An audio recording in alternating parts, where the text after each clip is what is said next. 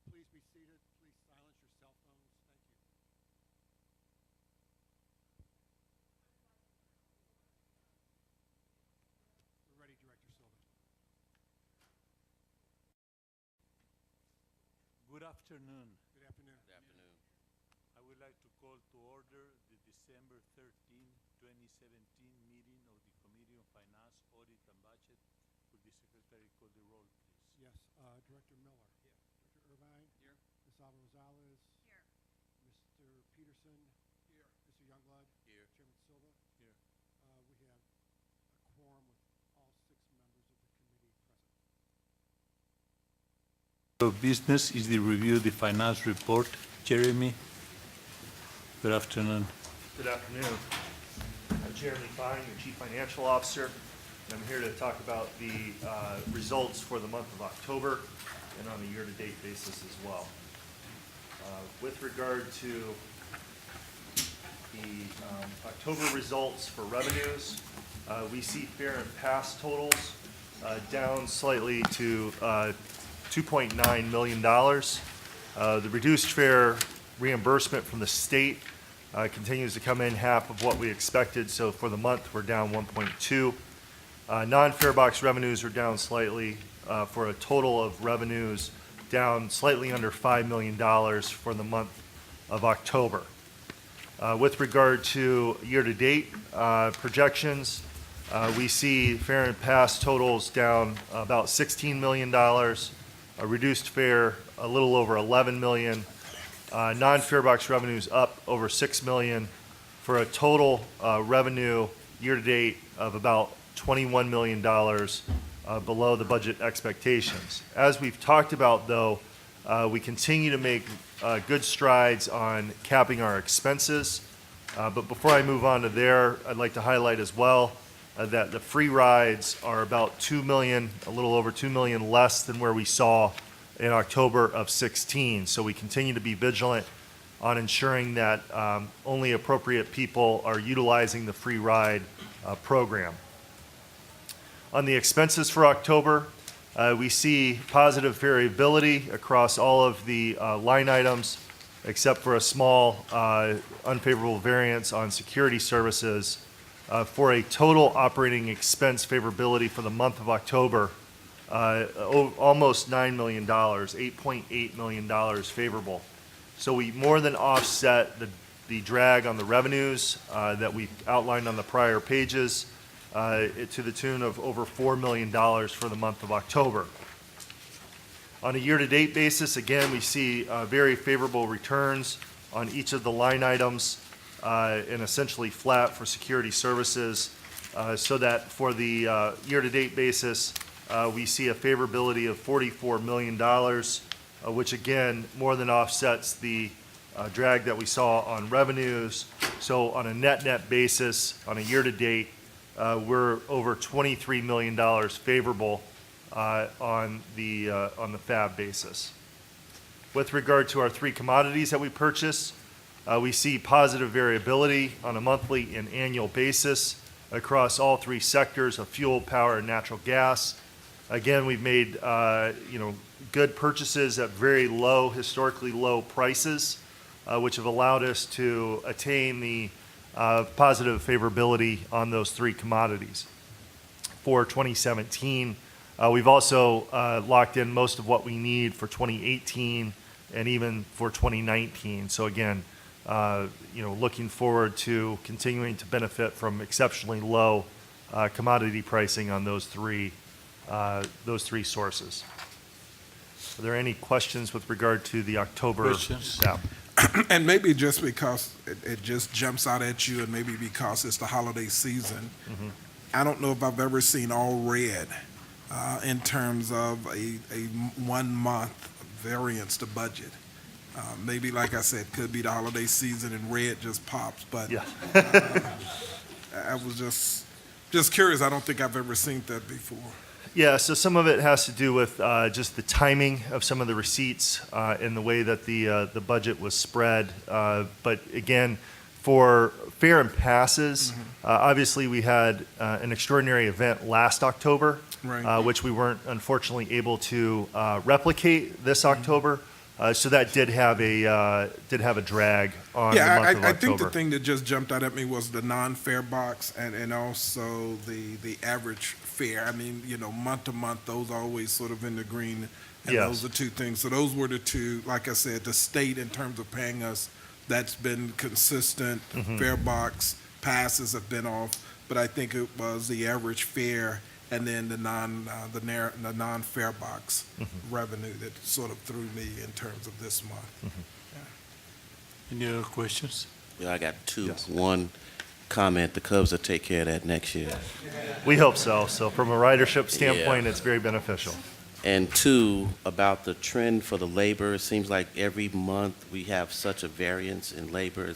I know it's something we can control as far as overtime and things of that nature from a cost standpoint. Do you see that continue to trend for the rest of the year? Yeah, so that's a great question. That is something that we remain very vigilant on, particularly that being one of our being the largest expense line item in our budget. So again, we work very closely with the departments to ensure that we maintain caps on overtime, also look at, the speed of hiring if folks, leave or retire the agency as well. Can you brief us in ridership, please? Carol Morey could be a little bit more responsive with regard to ridership trends for the month of October. Sure. So overall, year-to-date through October, ridership is down about 3.5% from last year. As we've talked about before, various factors have contributed to that loss, including historically low gas prices, as well as competition from ride-hailing services. That was a 3.1% decline on rail and a 3.8% decline in bus. But I did want to share some analysis of some more recent trends, particularly during the AM and PM rush hours. So that's 6 a.m. to 9 a.m. and 3 p.m. to 6 p.m., particularly on rail. So during this period, overall, rail ridership is down just 0.7% in the AM rush and 0.9% in the PM rush. And it's particularly strong on the blue and brown lines. So again, comparing May to October 2016 to May to October 2017, ridership on the O'Hare branch, the blue line, is up 2.8% in the AM rush. And in the Dearborn subway, it's up 3.3% in the PM rush, which shows a really strong commuting pattern between stations along the blue line on the O'Hare branch and downtown. Also for this period, we see ridership on the brown line up 0.6% in the AM rush and up 1.2% in the PM rush. So there are some bright spots, particularly in the rush periods. I'd What be happy about the red line? the red line continues to trend downward. During the PM period, it's less than overall, but it's about 2.5%. Okay. And we see sort of similar losses continue on the green and the orange. It's really the blue and the brown where we're seeing an uptick, particularly May through October. Is there some research that's being conducted or about to be regarding the decline in some of the riderships on the red line? Does that have to do with, from a safety standpoint, people are afraid to take the train at night and probably don't want to get on the train or something like that? So we know that we're affected on the red line from the ride-hailing services. We've done some analysis that would indicate that. We are doing some deep dives into those kinds of issues, and as we continue to do that, I'd be happy to share that with the board. Carol, another correlation too, I think, especially at rush hour time. I wonder, do the population laws have anything to do with that as well? I mean, when you take a look at the south and the west side, especially you talk about the red line coming downtown and then the west side. But the west side sort of has the blue line. I'm thinking from Park Forest sort of coming in, but the green line, I think, was the other line that you mentioned. I just wonder, again, we can have an offline conversation, but I wonder, is there any correlation too, besides the ride share and low gas prices, or are we also seeing a shift in ridership as a result of maybe population shifting as well? Yeah, you're absolutely right. There is a positive correlation, particularly on the south branch of the Green Line. The gains that we're seeing on the Blue Line are really on the O'Hare branch and the Dearborn subway, not on the Congress branch, so we're seeing declines there as well.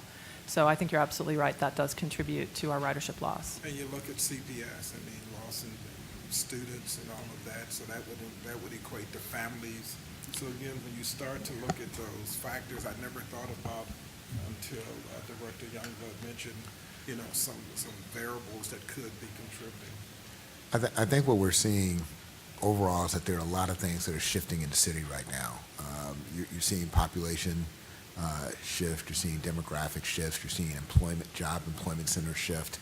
There's a lot of things that are moving within the city itself that are all having impacts on how our traditional ridership patterns have operated, particularly for rail. And I think that's all part of what Carol and her team are really trying to focus on understanding what the impact of those dynamics are, and then really understanding our customers a lot better in terms of what's driving the decisions they're making and how they're making them. And I think that there are a lot of variabilities within that based on the type of customer you're talking about. So I think there's a lot of work that we need to do around data analysis and surveys and other things to sort of figure out sort of where these patterns are, and then how does our service align to meet or address those patterns, and then have a broader conversation around that going forward.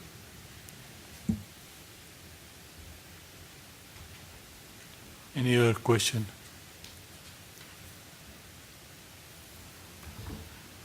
Before we go, I have a motion to the approval of the motion of November 15. May I have a motion to approve? So moved. Second. To approve the Second. November minutes. Would the secretary call the roll, please? Yes, sir. Reverend Miller. Yes. Director Irvine. Yes. Director Alva Rosales. I'll abstain because I wasn't. That's right, here. you weren't here in November. Director Peterson. Yes. Director Youngblood. Yes. Chairman Silva. Yes, That motion is approved with 5 yes votes and 1 abstention. thank you. And our next order of business is the review of 5 ordinances. An ordinance adopting a budget for calendar year 2018 and financial plan for calendar years 2019-2020. An ordinance approving the fiscal year 2018-2022 capital improvement program and authorizing the filing and execution of grant and cooperative agreements and amendments and related materials. An ordinance authorizing implementation of fare structure revisions. An ordinance authorizing an intergovernmental agreement with the City of Chicago to provide ground transportation taxes to the Authority for Capital Expenditures. An ordinance authorizing the establishment of a short-term borrowing program for operating purposes secured by sales tax receipts, authorizing the issuances from time to time of obligations secured by sales tax receipt in a principal amount outstanding at any one time, not in excess of 25 million, pursuant to such short-term borrowing program, and authorizing the execution and delivery of one or more supplemental indentures under which such obligations are issued. Jeremy, Thank you, Chairman. let's take all the 5. Thank you, Chairman. Good afternoon, members of the board. We're pleased to present for your approval an ordinance adopting the 2018 operating budget. The proposed operating budget was released publicly on November 22nd. In accordance with our statutory requirements, a public hearing was held last night on December 12th. The main highlights of the 2018 budget are that the CTA's proposed operating budget of $1.14 billion is balanced and fiscally responsible. The budget is almost $10 million lower than the 2017 budget, and the 2018 budget has been one of the most challenging that we faced in years. We continue to see state budget reductions in the form of a reduction on sales tax and PTF of $33 million. Other factors impacting revenue are historically low gas prices, slower than expected sales tax growth, and new marketplace competition. Service cuts, however, were not an option as part of this budget. The 2018 budget calls on the first base fare increase since 2009, and bus and rail fares will increase 25 cents if approved, with a 30-day pass increasing by $5. The reduced fare would stay the same, the reduced fare will increase by 10 cents for bus and 15 cents for rail. The fare increase is expected to generate $23 million. We continue to tighten our budget through the 2018 budget, through the budget proposal, by cutting lines such as labor, fuel and power, contractual expenses, while increasing advertising revenue. Thank you for your consideration on the operating budget for 2018. With regard to the 2018 capital program, in addition to the operating budget, we're seeking your approval for the 5-year capital improvement program. The 2018 through 2022 program represents a $2.7 billion investment and continues the over $8 billion of capital investment that have been made since 2011. The 2018 capital budget proposal continues to enhance our customer experience. The CTA has a diverse source of revenues from federal and local funds in its capital plan, but the plan does not include state funding since no program has been approved since 2009. The City of Chicago has also imposed a new ride-hailing fee, which will allow the CTA to fund capital projects across the entire CTA system for faster trips and more reliable commutes and security enhancements. The 2018 through 2022 CIP includes capital projects such as rehabbing and developing gateway stations that promote economic development, modernizing our bus and rail fleets, improving customer amenities such as ADA accessibility, wider stations and canopies, transformative projects like RPM, Your New Blue, and Red Line Extension, as well as state of good repair projects throughout the system. Again, we appreciate your consideration for the capital improvement program. With regard to the fare increase ordinance, as part of the 2018 budget, we're proposing a fare increase for the first time since 2009. On the base fare, the proposed 2018 CTA operating budget preserves bus and rail service levels while continuing historic investment to modernize the CTA and improve the customer experience. The CTA is, in crafting its 2018 budget, was faced with an unprecedented challenge in the form of a reduction of state funding, as I previously mentioned, of $33 million. This critical funding supports day-to-day operations. Again, the CTA held the line since 2009, something that's not been achieved by any other transit agency in the United States during that time period. Since 2011, the agency has accomplished this through strategically pursuing management efficiencies and achieving cost savings through reducing ongoing maintenance needs by modernizing our fleet, pre-purchasing fuel and electricity at historically low levels, and through responsible spending practices. Unfortunately, this was not enough to offset the state budget cuts. And as a result, for the first time in 9 years, the bus base fare will increase from $2 to $2.25. Rail base fare will increase from $2.25 to $2.50. Bus cash fare will increase from $2.25 to $2.50. We're also proposing a $5 increase in the price of the 30-day full fare pass to $105. The reduced fare 30-day pass remains unchanged at $50, and all reduced fare rides will continue to be roughly 50% of the base fares, increasing $1 to $1.10 for bus rides and $1.10 to $1.25 for rail rides. All other fares and passes, including student fares, would remain at the current price, and the CTA will continue to offer free rides to all eligible customers under those programs. These increases are anticipated to generate $23 million in fare revenue to support the CTA's daily operations and assist in meeting the RTA required 50% regional recovery ratio. The fare changes are proposed to take effect on January 7th, 2018. Again, thank you for consideration with regard to the fare increase ordinance. With regard to the ride-hailing fee, the City of Chicago has approved a new ride-hailing fee, the first of its kind in the United States, dedicated solely to transit capital investment.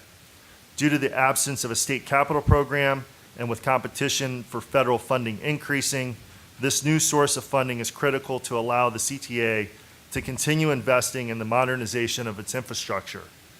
The intergovernmental agreement with the City of Chicago allows the CTA to receive $16 million a year and will fund track and station upgrades. The new programs called Fast Tracks and Safe and Secure will result in more reliable rail service and faster rail service and improved security across the system. Again, we appreciate consideration on the intergovernmental agreement.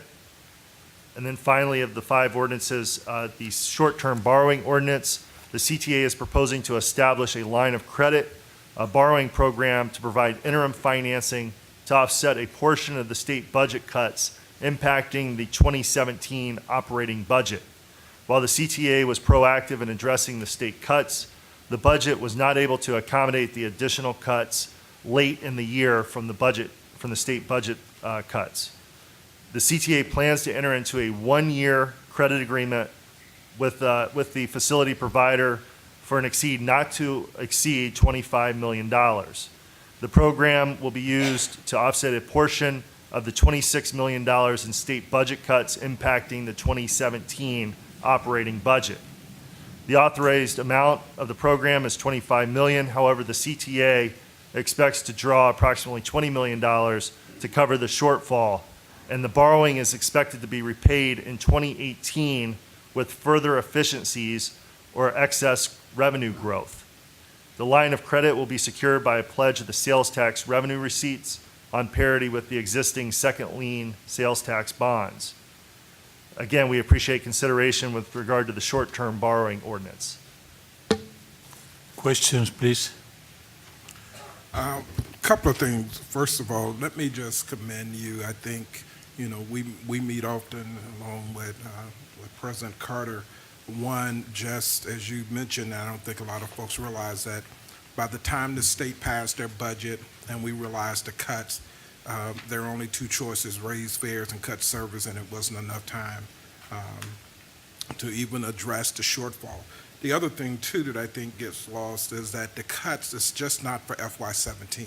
These are ongoing cuts that we're going to experience every year as a result of the budget that was passed in 2018. So I wanted to commend President Carter, the things that fall up under your direction that you could control, being able to just minimize, first of all, the fare increase, but second of all, no service cuts. As you said, service cuts were never an option for us. And again, I just wanted to commend you and the staff again for a job well done in terms of, one, us getting a late notice about the cuts from the state, and then taking action to try to minimize those losses by tightening our belts and trying to be fiscally responsible as an agency.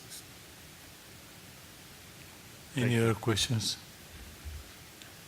I don't have any questions. I just want to echo what Chairman Peterson said. I really appreciate the efforts of the staff to scramble and try and figure out some way to handle this cut without having to cut service. That being said, I think these fare increases will be very painful. I think they'll have a proportionally greater impact on lower income people that are paying a great percentage of their income to ride. And it's hard sitting here in a position of privilege as we are, and knowing that we're pretty much forced to make a decision that will negatively impact people with much less privilege. So that's a really tough situation to be in. And I know it's going to affect a lot of people on the margins and people that are really scraping by just to get enough money for a ride or stretching to try and afford the monthly pass. And so I hope we don't find ourselves back in this position anytime again soon. And I hope that the powers that be beyond this room and beyond CTA can find a way to increase funding for transit, because it is critically important, and we don't put enough funds into transit, both operations and capital. So, but I appreciate the efforts of President Carter and your staff to address this, and thank you very much. Thank you. Any other questions? I, you say, okay, that the $25 million that we are going to borrow, we are going to repay them, okay, with efficiencies. Can you talk a little bit, okay, about what type of efficiencies are you talking about, okay, that will give you, okay, I would imagine, okay, that that's going to be, okay, I mean, year after year, okay, the 25 million. So this is a one-time borrowing, again, to close the gap created by the budget cuts from the state for the impacting the 17 budget.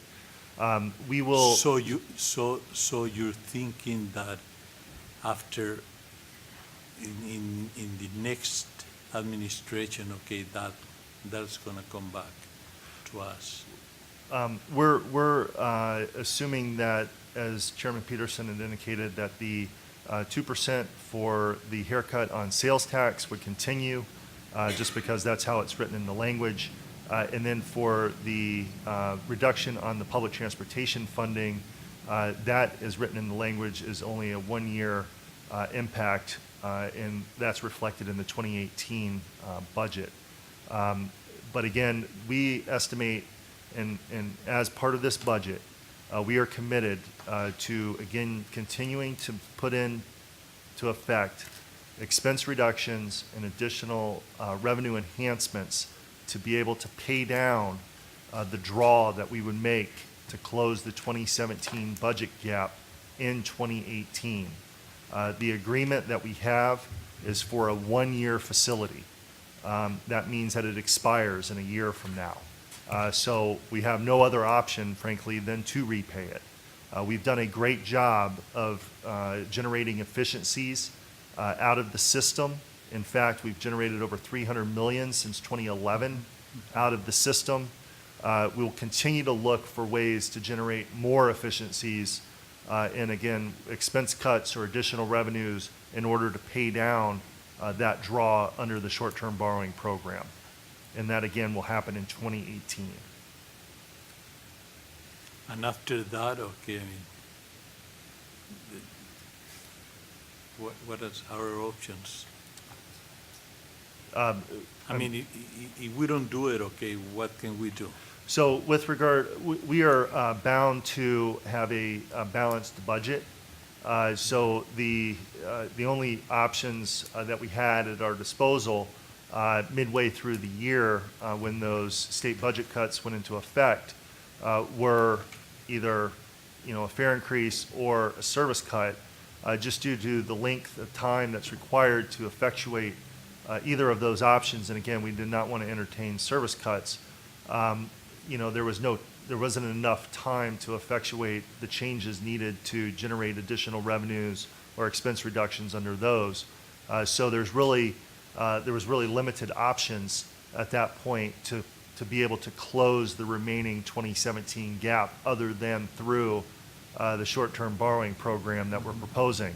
Again, this is a short-term gap closing measure to allow us enough time to effectuate the other changes that we need to have a more sustainable glide path going forward.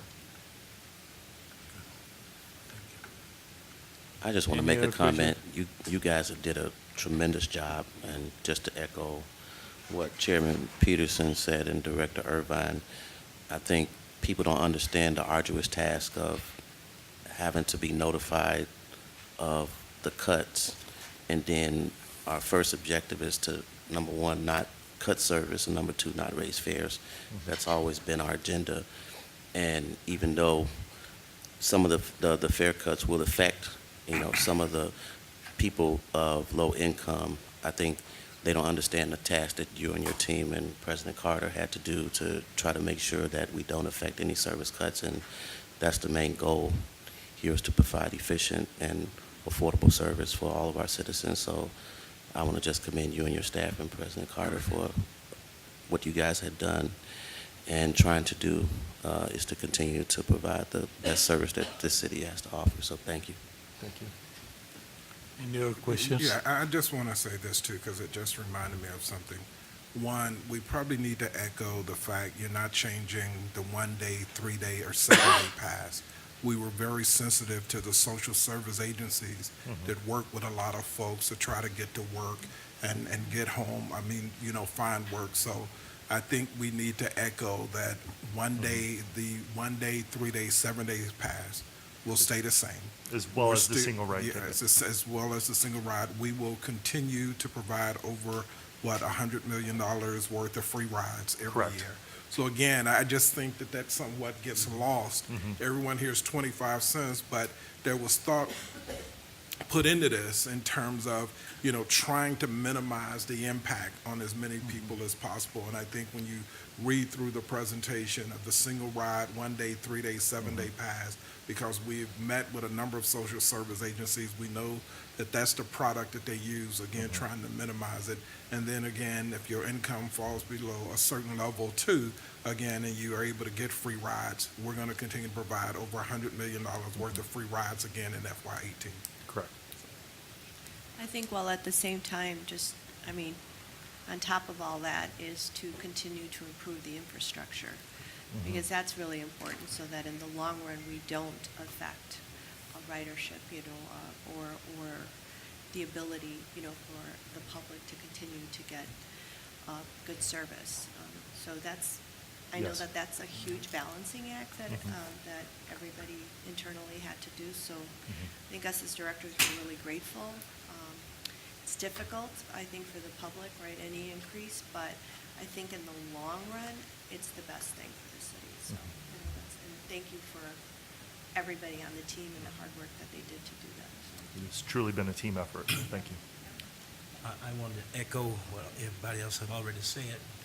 I hope that we can get back to the place where we can do what we've done in the up to from 2009, because any cut affect the least the most. We've seen that with the medicine or grocery, and now, small amount, but for the people in the low income and in the west side, south side of Chicago, it's still going to have a burdensome task upon them. I'm saying you all have done a great job in doing what you need to do with the limited amount of time. I hope we can get back to doing what we've done previously, that you didn't have to cut from 2009. Thank you. Any other questions? If there are no further questions, may I have leave to place all 5 ordinances on the omnibus for approval? So moved. Second.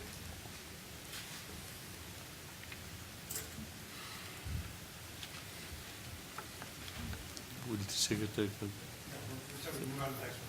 Thank you. Thank you, Jeremy. Thank you. Keep it up.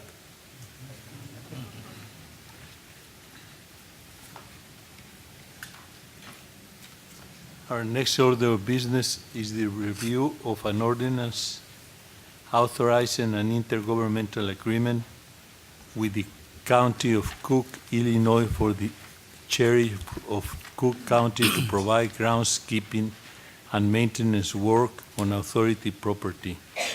Don Bonds.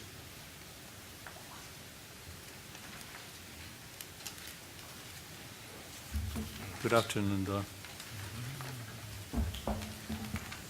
Mr. Chairman, Good afternoon. Mr. Chairman, before Mr. Bond starts, I want to take a moment to make sure the board is aware of the fact that we've just appointed Mr. Bonds as our new Chief Transit Officer in charge of our operation for bus and rail, and I'm personally very excited that he's taken on this new responsibility, and he certainly has shown his capabilities to lead the operations division at CTA, which all of the things that you all were talking about earlier in terms of the efficiencies that we've been able to get while continuing to provide service and in many cases improve our service is a direct result of Mr. Bonds and his team's efforts to keep that service out there every day. So I just wanted to take a moment to acknowledge his new role at CTA and the fact that I'm very proud to have him as a part of my executive team. Thank you, Mr. Carr. Welcome. Good afternoon. I am, Good afternoon. once again, Donald Bonds, Chief Transit Officer, and I'm here to talk about the authorization of the intergovernmental agreement with the Cook County, Illinois, for Sheriff Cook County to provide groundkeeping and maintenance work on CTA property. This ordinance would authorize an intergovernmental agreement with Cook County for the Sheriff's Work Alternative Program, SWAP. Work crews to provide groundkeeping and maintenance work on CTA property. The Sheriff's SWAP work crews have been performing these duties for the CTA since 1994. The current governing agreement is set to expire on December 31st, 2017. The new agreement is for a 3-year term through December 31st, 2020, with 2 one-year options to renew. And also, the sheriff provides SWAP work crews to the CTA for free. However, the CTA reimburses the sheriff for his costs for administrating the SWAP program, such as costs of providing duties to guard the SWAP offenders. This cost may not exceed $380,000 per year. I'm happy to answer any questions. Any questions, please? Yeah, how many days a week are they on our properties cleaning? Every day of the week. They go to various properties throughout the So system. 5, 7, I believe it's 6 days a week that they're actually out. and how many hours a day? That's 8 hours a day total.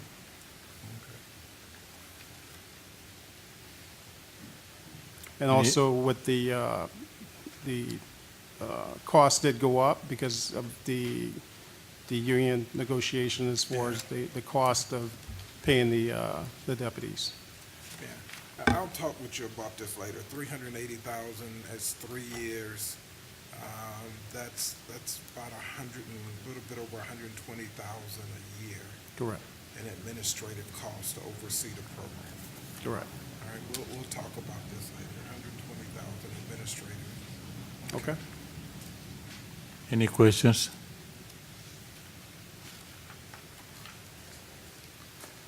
If there are no further questions, may I have leave to place this item on the omnibus for board approval? So moved. Second. Thank you. Thank you. Thank you. Our next order of business is the review of an ordinance authorizing a lease of property located at 350 North Ordinance Street, Chicago, Illinois. Carol, good afternoon. Good afternoon. Afternoon. Carol Morey, your Chief Planning Officer, and I have with me Joe Harmoning, who is our Director of Real Estate. So you've heard a lot of conversation today about the effort to find each and every savings that we could find for the 2018 budget, and this item is an example of the staff's efforts in that regard. So real estate staff, led by Joe, recognized an opportunity for savings in our lease at 350 North Orleans, which houses our data center. The current lease expires on August 31st, 2018, and CTA currently pays an annual gross rental rate of about roughly $658,000 a year. So we have negotiated a new lease to commence on January 1st of 2018, which has an annual gross rental rate of just under $600,000, so about a $60,000 annual savings. The lease has annual escalations of 50 cents per square foot beginning in the second year of the lease, and requires the CTA to pay its pro rata share of any increases in the operating cost of the building in excess of the base year, which is 2018. The lease is for 7 years with an option to extend for one additional 3-year period. But the lease also carries additional incentives which are applicable for 2018. We will receive 7 months of abated rent, essentially free rent, in the first year of the lease, which commences on January 1st. We'll also receive $416,460 in tenant improvement dollars in the first year of the lease, and half of this amount can be applied to rent in the first year of the lease. So the total value of these incentives for 2018 is $557,449, reducing the effective rent for 2018 to $41,212, which is a total savings of over $617,000 for 2018. I'd be happy to take any questions. Good.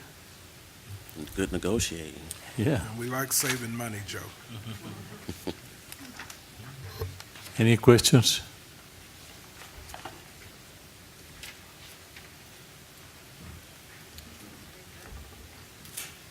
If there are no further questions, may I have leave to place this item on the omnibus for board approval?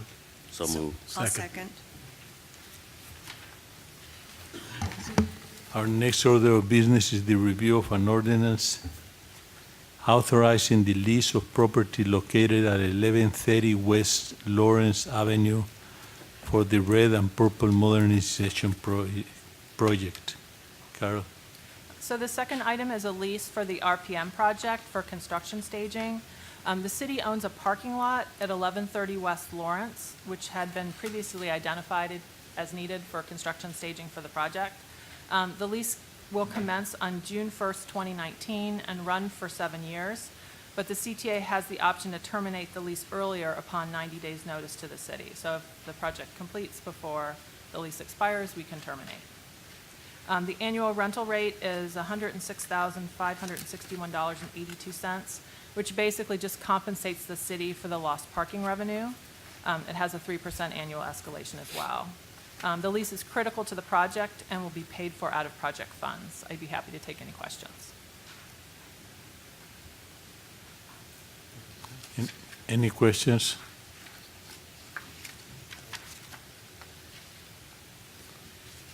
If there are no further questions, may I have leave to place this item on the omnibus for board approval? So moved. Second. Thank you. Thank you, Carol. Our final order of business today is the review of 6 purchase and sales award recommendations. Presenters is Ellen McCormick.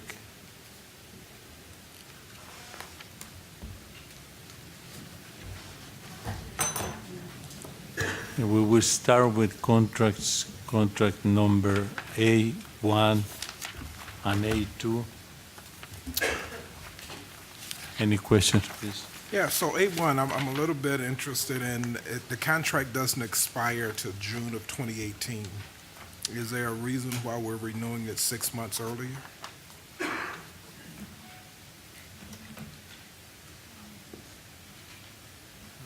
I'm not exactly sure. I think the using department put the bid in and then or put the request in for us to go ahead with the contract. And so we did. We did check back to 2007 to see if we had gotten more bids on previous one. And between 2007 and now, we've always received 1 to 2 bids on this. We did check with 2 of the vendors. One vendor said that it was too large, he didn't have enough staff. And the other vendor said that the winning contractor actually owns his equipment, and so he can charge less because he doesn't have to pay a rental fee, so he just doesn't bid anymore. But I was speaking to Director Irvine before. Next time we go out, we're going to see if we can break it up, if we'll get any additional bidders on it. Ma'am, because this is really the window cleaning service.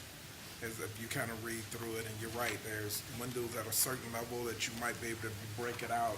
You might could get a smaller company to do it at a certain level, but when you start talking about scaling buildings, I Right, can and see how. Yeah. along the track line. Yeah. So we were going to look into that. I was just curious again, normally we're getting contracts 2 months out, but this one is 6 months out, and I was just curious as to why we were getting it 6 months out prior to the expiration date. Can you talk about DBE compliance, please, Sure. in this contract? Well, for this contract, there is no DBE goal because there is no, one, there's no subcontracting opportunities, but 2, we don't have any DBEs that can do the high altitude cleaning. We have janitorial They're all services. Mexicans, all of those guys are Yeah. like that. I can't speak on that, but I can say that in order for us to be able to put a goal on it, they have to have the proper NAICS code to do the work, and we don't have anybody with the proper NAICS code. Any, Also, Mr. Chairman, in reference to your question about it being 6 months out, one of the things we realized is that based on the number of stations we currently have and the renovating that's being done and the number of windows that have to be cleaned, we're kind of going to be using a little bit more money to actually keep up with that cost of cleaning those windows. I think, to put it another way, we're trying to actually sort of improve and increase the cleanliness of a number of our stations. That's one of the initiatives that Don has taken under in its new role. And so we're burning through the contract a little bit faster than we have been in the past. But hopefully, our customers will notice the benefits of that in terms of the station's appearance going forward. So that was it, and I know you're actually burning through the money from the prior contract, so that's the reason for bringing it. Okay. Correct. Yeah. Okay, good.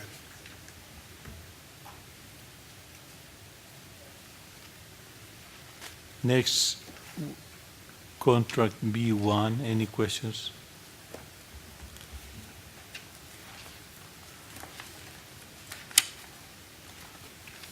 No questions in B1. Let's move to C1.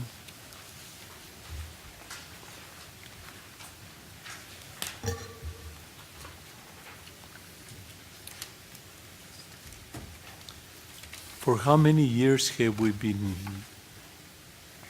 having the audit done by Crow or what?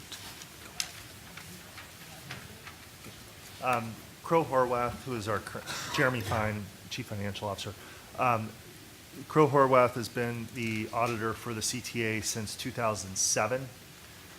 They have not only did they win the bid in 2007, but they've with this award, this would be the third time that third term, and each term we have requested and received a new partner to be the lead for the audit team.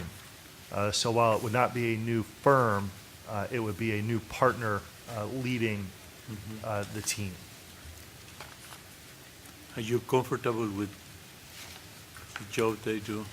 I think for the 3-year term that we're talking about here, which is a shorter duration than what we than the period that we just ended, yes, I think with the rotation of the partner, we'll have fresh eyes on the account so that we can ensure that we continue to receive best-in-class service from our audit.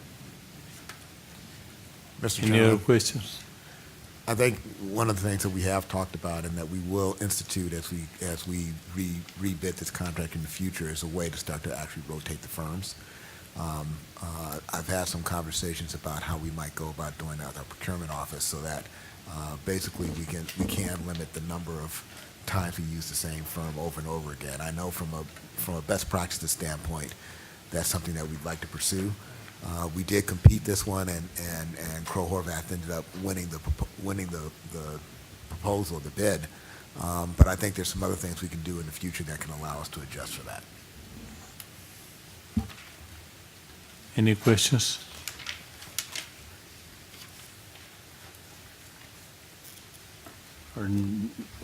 Finally, we have contracts number F1 and F2. Any questions?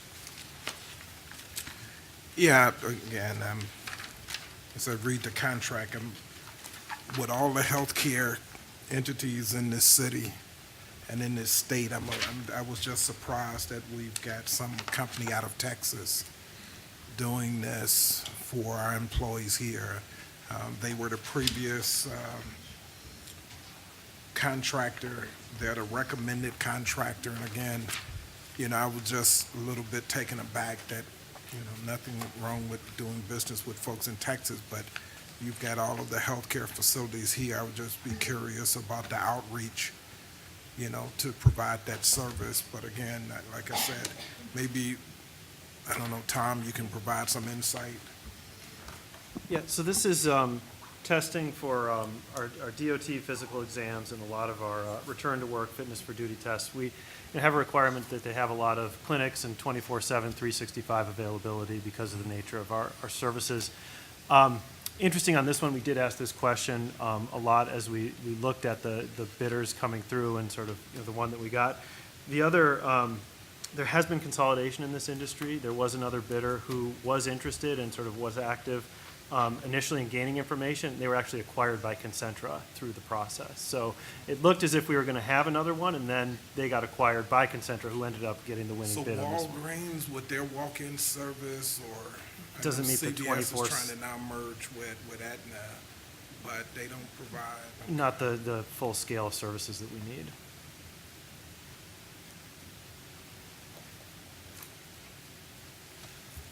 Chairman, we did reach out to two of the companies. One firm said they couldn't supply an on-site doctor, and another firm said that they didn't have enough clinics, because we do require clinics within our service area, and we require enough that they can service everyone. So I'm those were curious, two. how does a company out of Texas have that many clinics? Concentra has 13 clinics in our service area, so, and they're, again, a number of them are available then 24/7, so it fits the needs of what we have. Yeah, but you said 13 in our service area. How big is our service area? It's pretty big. That's not, compared to our service area, 13 clinics is not a lot.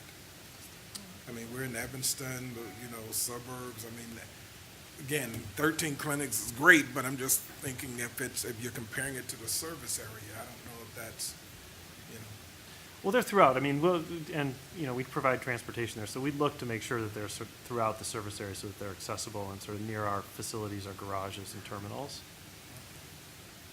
Additionally, they do work with the Cook County, so that would account for some of the reason that they have so many clinics here.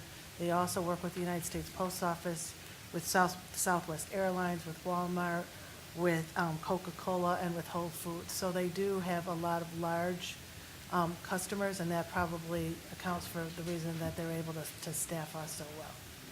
okay.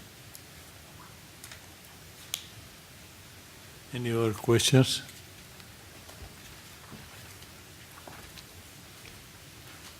If there are no further questions, may I have leave to place these 6 contracts on the omnibus for approval? So moved. Second. Second, yeah. Since there is no further business to come before this committee, may I have a motion to recommend board approval of the omnibus? So moved. I Second. have a second. Would the secretary call the roll, please? Yes, Reverend Miller. Yes. Ms. Irvine? Yes. Ms. Alvarez Rosales? Yes. Mr. Peterson? Yes. Mr. Youngblood? Yes. Chairman Silva? Yes. That motion is approved with 6 yes votes. And finally, may I have a motion to adjourn? So moved. Second. All in Second. favor, say aye. Aye. Thank you. We're adjourned. Thank you.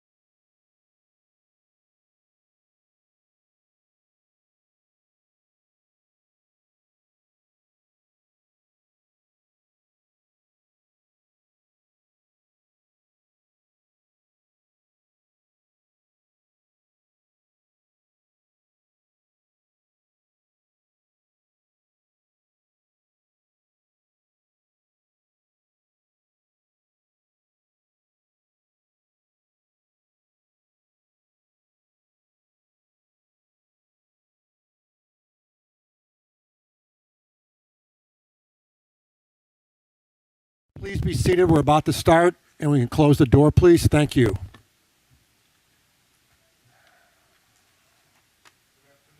Good afternoon. Good afternoon.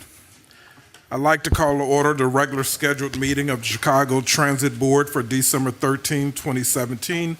Would the secretary call the roll? Yes, Reverend Miller. Here. Ms. Irvine. Here. Ms. Alvarez-Rosales. Here. Mr. Silva. Yeah. Mr. Youngblood. Yes. Chairman Peterson. Here. We have a quorum of the board with all 6 members present, sir. Thanks, Greg. The first order of business today is public comment. Greg? Yes, sir. We had 5 people who said they were going to speak, but they're not all here. But we do have 2 speakers here right now.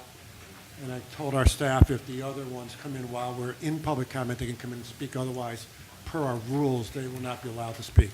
So Ms. Fadiaro and Mr. Graves, if you would like to step up to the front, please, and address the board. And just remind you that we request each speaker to keep his or her comments to 3 minutes or less. Thank you. How you doing? Hi. Good afternoon. Good afternoon, Didn't- ladies and gentlemen of the board. Thank you again for giving me once again this opportunity to speak. I come here again speaking about a part of Chicago that is very much in need of services that is long overdue. I'll start first of all by leaving off at the fact that we had an issue about the budget that was brought to us about your budget constraints. What I found out is that in service cuts to my community in Inglewood and through Chinatown on Route 24 were based upon budget cuts. That was 20 years ago. Since then, you have approximately 40 to 50 and some top 10 corporations at the anchor at the end of 87th Street, Walmart, one in particular, Home Depot, as well as Lowe's. And then you have a lot of other mid-range places for the people to go shop. If there's ever a time to reconsider of checking out the utilization of that route for the weekend, the time is now, because to wait a whole generation, long before these entities were in existence, and not provide the ability for the services for the people on this route to utilize those businesses, I think you really have to give it a very careful thought. Security, one other thing, culturally. It's somewhat culturally insensitive in the meeting that we had in the Chinese community. Their culture and our culture, we tend to be a little bit more safer on the bus. And they really like the bus. And they're really hurt at the reality that they cannot have a normal life on Saturday and Sunday. They're shut-ins now. Throughout that route, we're all shut-ins. And you got some of the biggest commerce on the south side along that route, from 300 North, Wacker, all the way to 87th Street. You got probably hundreds of millions of dollars in revenues. So we're asking you to reconsider it. As far as the budget constraints, I find that each time that I look in the older records that I've been able to review, they were based upon budget, needs, and whatever. But once again, I reiterate that over here at 22nd Street, when you closed down the Green Line, you said it was redundant service, which in fact it was when the community was people of color. And you said, well, it'd be more efficient, we're going to cut it down. And in the end, what happened is that you rebuilt a new station once the gentrification process was completed. And you found the funds. Now, it's somewhat contradictory to say that you have to cut for budget reasons, yet still you find money to create new things. I say it has more to do with your priorities. And here on Route 24, you have your highest concentration of people who, yes, we are reduced fare, but you also have one of your highest concentrations of seniors that sit exactly right on that route in affordable housing. So once again, I'm just here to say is that I have a unique experience, a rare one. I worked in the postal system. But one of the aspects of things that I did in the postal system, I was legally able to represent people under Title VII, EEOC, discrimination. Now, I'm not making any accusations today, because when I do speak, it'll be on a factual-based matter.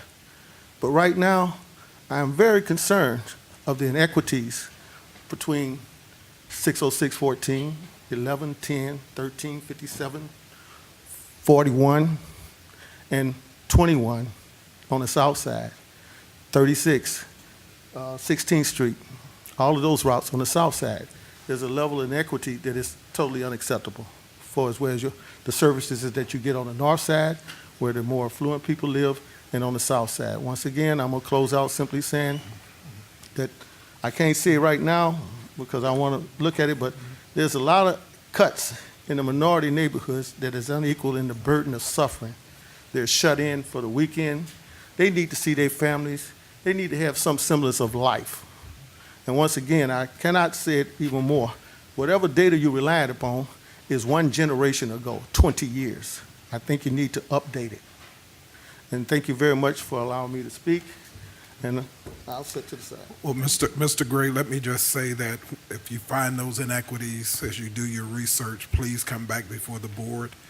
We would absolutely want to hear those. And again, the staff is here who does that research as well. So again, as you continue to look into this issue, if you find that there's inequities based upon data that you're able to uncover, please make us aware of it. Well, thank you very much, and I would also ask if there's a possibility that you can, where I can access a more thorough background, because, you know, we have over time this has occurred. We'll have someone work with you, Carol. Okay, then, yes. Carol will because work with you. I'm Okay. pretty thorough in how I go about Okay. things, but I really appreciate the offer. Thank you so much. Okay, great. Hello, my name is Joan Fediro. I am the Assistant Director and Education Organizer with the Eugenia Burns Hope Center, community-based organization in historic Bronzeville community. And I, too, am here around the concerns for the number 24 Wentworth bus. We've also been working on the campaign for the number 39 Persian bus. And I just want to go over some of the treatment that our leaders have had, mostly seniors, dealing with CTA, and address kind of where we are now. So again, leaders last week shared that they had met with, come here and testified, they met with members of CTA at the end of last year around the same time. They agreed to come back and meet with us in the new year. That never happened. We reached out to them multiple times, and members from your organization ignored all of those requests. It wasn't until we came back here in June, or it was the May meeting for the first time, that Mr. Gerald Nichols met us outside the door and told us we didn't have to come testify because the 39 Persian bus was being put back on. And now CTA has come to us again saying that the ridership is not high enough. You all are gonna extend it up until March, but there's been a concern with ridership. And for us, part of the issue and concern is that you all did not communicate to us as people who were concerned about that route prior to. So if you all haven't communicated with us, then we would imagine that there's been a lack of communication with the broader community as well. So we made some suggestions to both Mr. Gerald Nichols and Carol Morey, who also ignored a lot of our communications at the beginning of the year, that there needs to be more communication, more messaging put out to the community about the Persian bus to make sure that folks know that it's on weekends and that it's and to ride the bus. I would say another issue was, particularly as it relates to the number 24 Wentworth bus, is that right now this is a city issue that unfortunately sits in the hands of you all right now. Right now in the city, there's been a failure to produce a lot of livelihood for people who are low income, and right now the growing population of low income people in the city happen to be seniors. And the fact that CTA has not developed a plan to meet the needs of these seniors is very concerning. They cannot walk half a mile in order to get to the nearest bus stop on weekends. They do not want to ride train stations because of the danger that comes along with that. For those part of our campaign who are Cantonese speaking only people, citizens, they cannot communicate with folks if anything happens to them under the train station. They can visibly see everything that's happening when they ride the bus. So the fact that you all refuse to provide the services that seniors need in this city is devastating. That makes absolutely no sense to me. We met with Carol Morey again, Gerald Nichols and Mr. Kevin Irvine. on Monday, our seniors met with them, and they told them a lot of the concerns for the Cantonese-speaking citizens that have been with us. They go to the doctor's office on weekends because their doctor may have other responsibilities during the week, so they open their clinics on weekends to service their citizens. They can't get there because this bus route doesn't service them on weekends. They can't go shopping, they can't see family, and this is across the route. People who live further south can't get to the Walmart in order to be able to get the things that they need, the resources that they need on weekends. So you have at least along that route that we've engaged, at least 1,000 citizens, mostly seniors, who are not able to get out on weekends. And when they said that to the people who came and met with us on Monday, a lot that was told to us was about the ridership concerns during the week and how it wasn't enough to service weekends. And seniors spoke out very loud and clear that they could guarantee that there would be more ridership on weekends because of the services that are open on weekends that aren't open during the weekdays. And I will also argue, they lifted up the concerns to us that a lot of the funding has been cut as it relates to services, and that a lot of the money that's coming down now is a lot around capital campaigns and basically around capital campaigns, so building up certain structures and things like that. And I would ask the question, what type of advocacy has your agency put forth in order to make sure that the government understands the need for dollars for services? Because that's what people are saying, we need services. So that's the gist of what I have to say today. I think it's really unfortunate that given our meeting on Monday with folks from CTA, we were not able to come to some type of agreement. Seniors also suggested that maybe you could reroute the number 29 bus to service them, since that does work run on weekends. So yeah, I think it's really unfortunate that we couldn't figure out solutions here, and I think a lot of our next conversations are going to be around, if we can't find justice here, then where can we? So thank you. All right, thank you. Thank you. Just for the record, my name is Lindsey Graves, and I'm one of the 5 to 6 buildings senior housing that sits directly on Route 24. I'm the president of the building. Okay, thank you. Thank you. Thank both, you.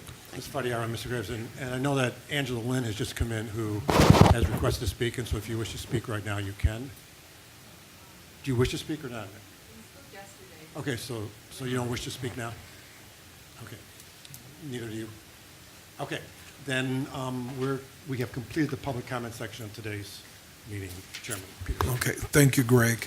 The next order of business today is the approval of the board minutes of November 15th, 2017, the regular board meeting. The minutes were previously distributed. Any comments?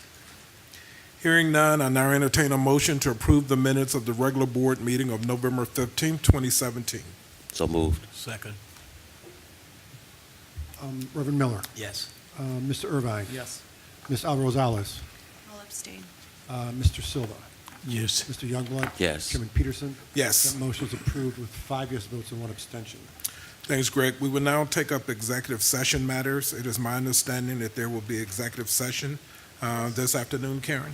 Yes, Chairman, we will have a short executive session pursuant to Section 2, paragraph C, subparagraph 5 of the Open Meetings Act. Thank you, Karen. I now have a motion to recess into executive session for the reasons so stated by council. So moved. Second. And second, Reverend Miller. Yes. Ms. Irvine. Yes. Ms. Alvarez-Alez. Yes. Mr. Silva.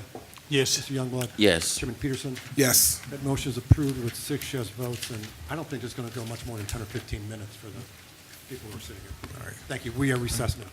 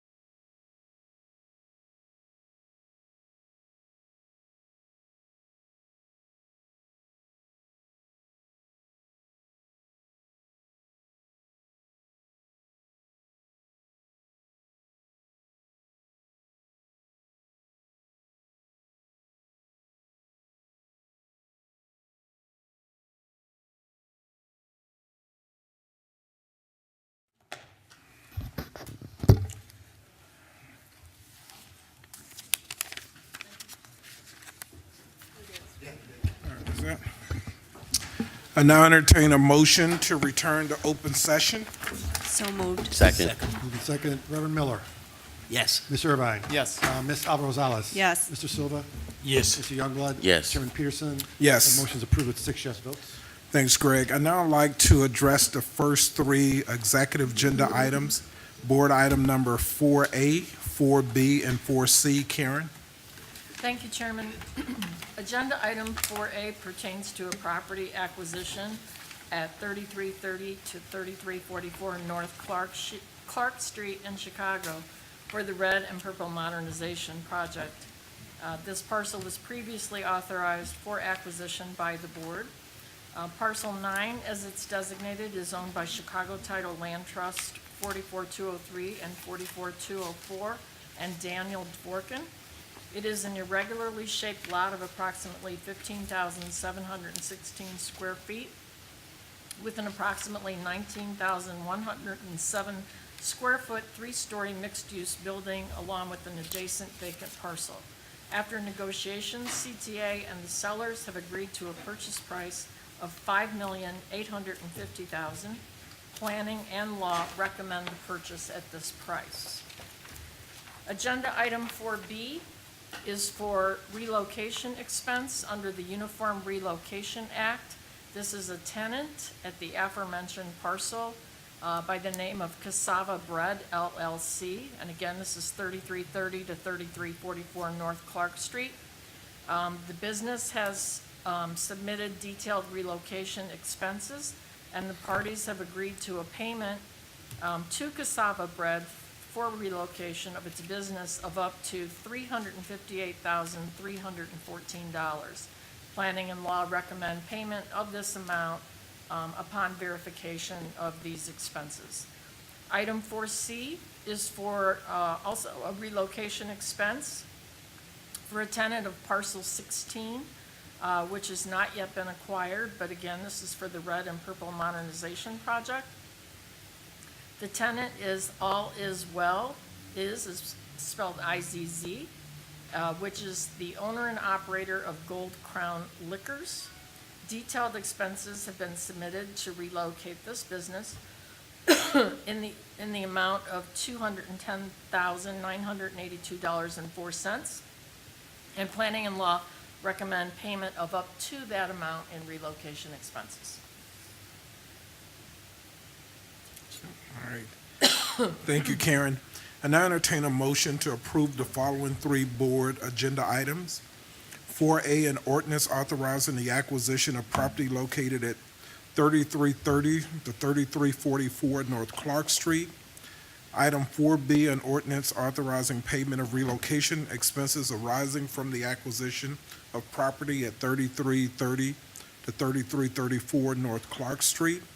And 4C, an ordinance authorizing payment of relocation expenses for the acquisition of property located at 3421 to 3427 North Clark Street. All 3 of these ordinances are in Chicago, Illinois for the Red Purple Modernization Project. May I have a motion to approve all 3 ordinances? So moved. Second. Seconded. Reverend Miller. Yes. Mr. Irvine. Yes. Ms. Alvarez Rosales. Yes. Mr. Silva. Yes. Mr. Youngblood. Yes. Chairman Peterson. Yes. That motion is approved with 6 yes votes. Thanks, Greg. The next order of business is agenda item number 5A, a resolution setting the dates of the April and November 2018 Chicago Transit Authority regular board meetings and the time of the November 2018 meeting. May I have a motion to approve? So moved. Second. Second, Reverend Miller. Yes. Mr. Irvine. Yes. Ms. Alvarez Rosales. Yes. Mr. Silva. Yes. Mr. Youngblood. Yes. Chairman Peterson. Yes. That motion is approved with 6 yes votes. Thanks, Greg. The next order of business is a review of agenda item number 5B, an ordinance appointing members of the Citizens Advisory Board. The ordinance was previously distributed. May I have a motion to approve? So moved. Second. Reverend Miller. Yes. Mr. Irvine. Yes. Ms. Alvarez Rosales. Yes. Mr. Silva. Yes. Mr. Youngblood. Yes. Chairman Peterson. Yes. That motion is approved with 6 yes votes. Thanks, Greg. The next order of business is a report from the Committee on Finance, Audit, and Budget. Director Silva. The Committee on Finance, Audit, and Budget met earlier this afternoon. The committee approved the November 2017 committee minutes. The committee also reviewed the finance report. The committee also reviewed each of the following ordinance. An ordinance adopting a budget for calendar year 2018 and financial plan for calendar years 2019-2020. An ordinance approving the fiscal year 2018-2022 capital improvement program and authorizing the filing and execution of grant and cooperative agreements and amendments and related materials. An ordinance authorizing implementation of fare structure revisions.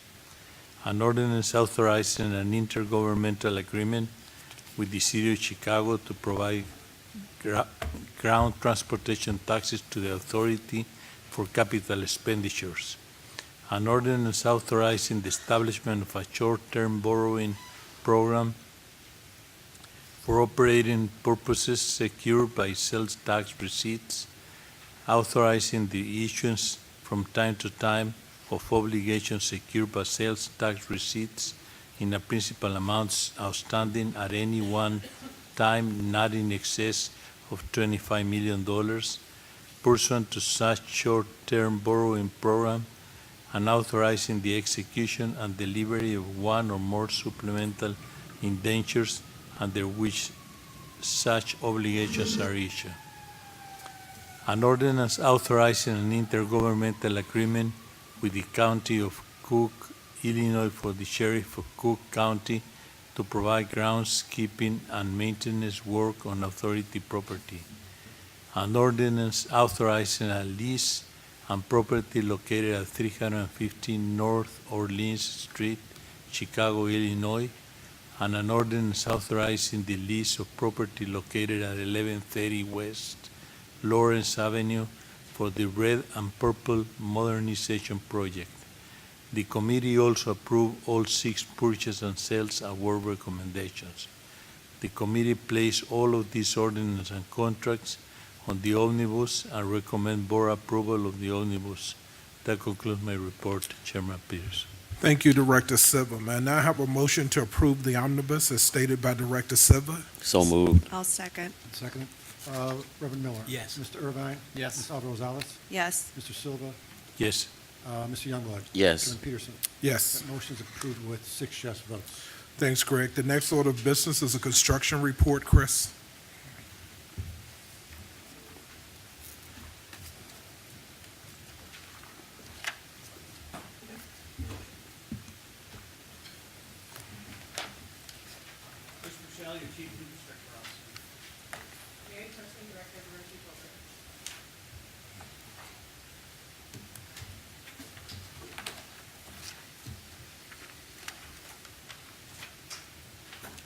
So today's presentation will feature 6 projects, and we'll start with the 95th Terminal Improvement Program. This project continues on schedule, on budget, and tight to schedule. Work continues in several different areas. Obviously, on the south terminal, we'll start to see some photographs of that building really taking form, and you'll see the framing and some of the features. We're also working on not only the bus areas around it, but also on the 95th Street bridge, in particular on the north side, the northwest side of that bridge, and then finally also on the north terminal foundations and structures. So for the south terminal, you can start to see some of the details taking place that will really make this an architecturally unique facility. This is the curtain wall being installed on that facility, on that terminal. Some of the infrastructure work coming to a conclusion in various areas here. So this is the west pocket. We opened this up and ended some of the alternative service that was occurring on the rail side. And you can see some of the work that was done in the closing phases of that effort with regard to traction power and the installation of the third rail. So this is a picture showing the new terminal building. We can see the structure taking form. You can see the canopies around it. I think this picture is an excellent example of really some of the features of this building that we'll offer to our customers as we look forward to its opening in 2018.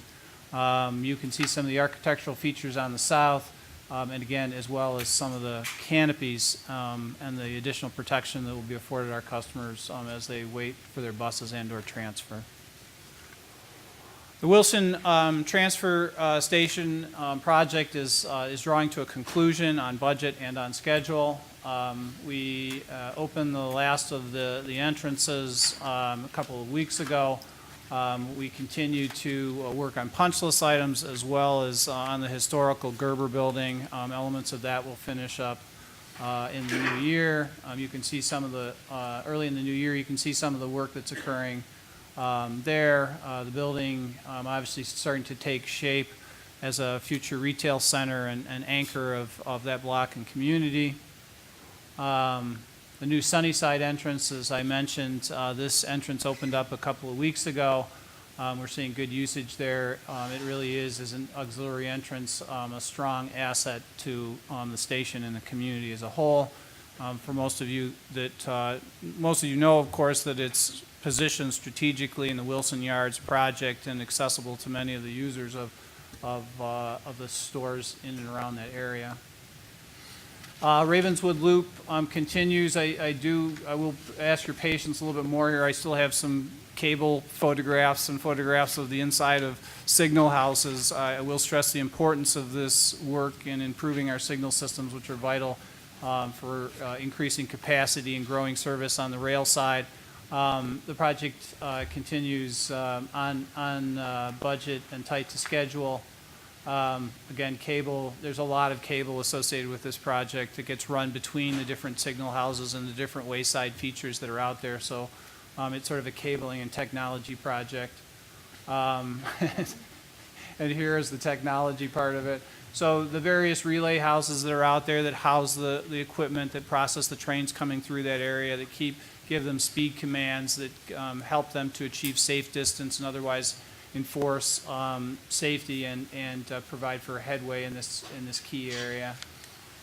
Illinois Medical District continues on budget. We have had some challenges, incremental challenges to the schedule out here due to some discovered conditions. This project and some of the concrete on it, those of you familiar with that part of the world there in the middle of the expressway, generally we see a lot of salts that are introduced into that area, of course, in the wintertime to keep the highways moving, but those salts have a dramatic impact, or have an impact over time, I should say, on the condition of the concrete. So as we sort of removed various pieces of it, we found some conditions to be addressed in order to keep the stations in good condition.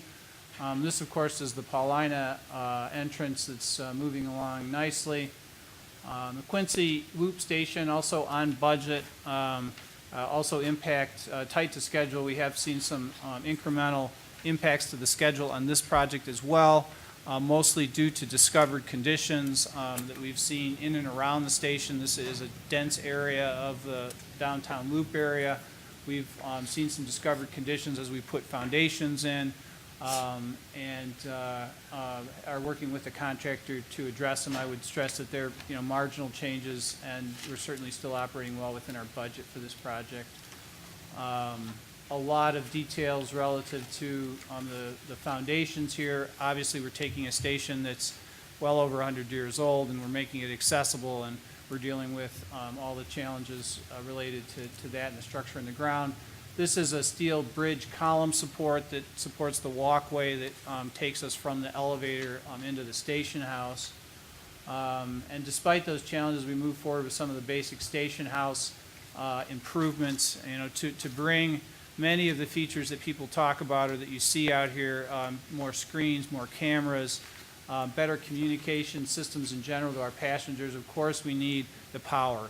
We need the basic switch gears and the basic power service that you would have to support all of those. So we're making sure that those elements are in place and in place in a way that's sympathetic to the historic nature of this station. In closing, we have ELMI, which is East Lake, Milwaukee, Illinois substation upgrade. Work is continuing behind the scenes on this project to approve and to test the various pieces of equipment that go inside. So as you know, I've talked about this in the past. These pieces of equipment don't just show up, we plug them in and start running trains. We not only make sure that we're getting the pieces of equipment that we purchased, but we also put them together before they show up on site. We run them through a series of utility grade tests to make sure that they meet the stringent requirements of the CTA. That's going on right now. In addition, you'll see some fairly mundane photographs of the exterior work that we're doing on these substations, because of course when you install brand-new utility-grade electrical equipment, you want to make sure that that building is dry, that that exterior masonry is in good shape. So that work is being pursued and moving forward in these projects as well. Again, this project is early, but it still is on budget and on schedule. And that concludes my report. Okay, thanks, Chris. Any questions for Chris? All right, thank you. Greg, is there any new business to No, come sir. before the board? No, sir. Okay, before we adjourn, I would just like to wish everyone a happy holiday, and again, the staff, our visitors who are here today, our customers, as well as board members, I want to wish everyone a happy holidays. With no further business to come before the board, may I have a motion to adjourn? So moved. Second. All in favor, say aye. Aye. We're adjourned. Thank you.